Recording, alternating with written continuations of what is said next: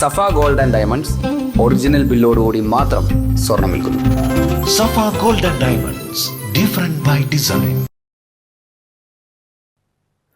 Fisheries വകുപ്പിന്റെ ആഭിമുഖ്യത്തിൽ നിലമ്പൂർ വെളിയംതോട് നിർമ്മിച്ച ഐസ് പ്ലാന്റ് പ്രവർത്തനം ആരംഭിച്ചു. ആര്യൻ ഷൗക്കത്ത് MLA ഉദ്ഘാടനം ചെയ്തു.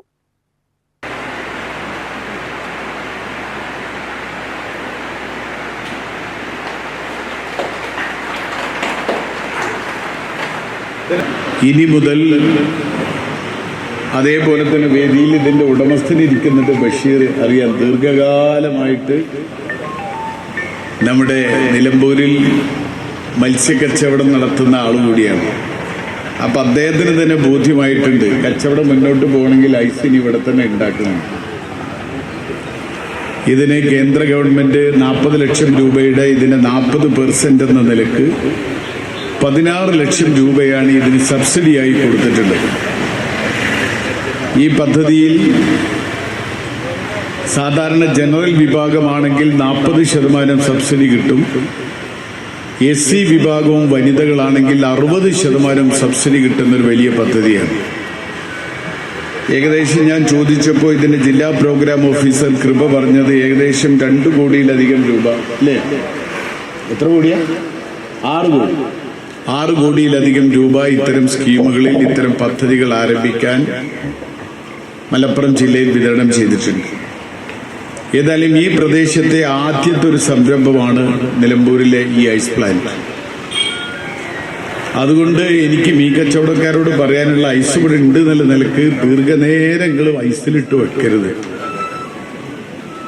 കാരണം നിലമ്പൂരിനെ സംബന്ധിച്ചിടത്തോളം ഞങ്ങളൊക്കെ കടൽ കുറെ ദൂരമായതുകൊണ്ട് എല്ലാവരും ഫ്രഷ് മീനിന് വേണ്ടി ആഗ്രഹിക്കുന്ന ആളുകളാണ്.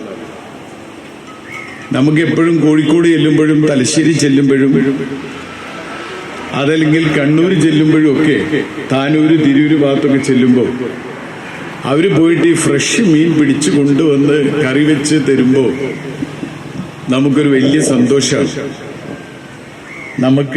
എനിക്ക് തോന്നിയത് ഐസ് കൂടുതൽ ഉണ്ടാവാനും പാടില്ല, പക്ഷേ ഇത് അത്യാവശ്യത്തിന് പ്രൊട്ടക്ഷൻ ഉണ്ടാക്കിയാൽ മതി.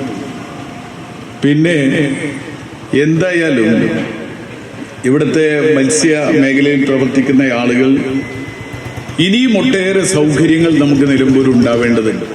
40 ലക്ഷം രൂപ ചെലവഴിച്ചാണ് ഐസ് പ്ലാന്റ് നിർമ്മിച്ചത്. ഇതിന്റെ 40% സബ്സിഡിയായി ലഭിക്കും. ഇതിൽ കേന്ദ്ര സർക്കാർ 60%വും സംസ്ഥാന സർക്കാർ 40%വുമാണ് വിഹിതമായുള്ളത്. നഗരസഭാ വൈസ് ചെയർമാൻ കൂമഞ്ചേരി ഷൌക്കത്ത് അലി അധ്യക്ഷത വഹിച്ചു. നഗരസഭാ ചെയർപേഴ്സൺ പത്മിനി ഗോപിനാഥ് മുഖ്യാതിഥിയായി. വികസന standing committee chairperson Mumtaz, ward councillor PV Rabeena, Kerala Gramin bank Nilambur branch senior manager C Shankar, fisheries വകുപ്പ് ജില്ലാ programme manager Kripa, Nilambur Matsyabhavan fisheries extension manager K Vaishakh, fisheries assistant director K Sreesesh എന്നിവർ സംസാരിച്ചു.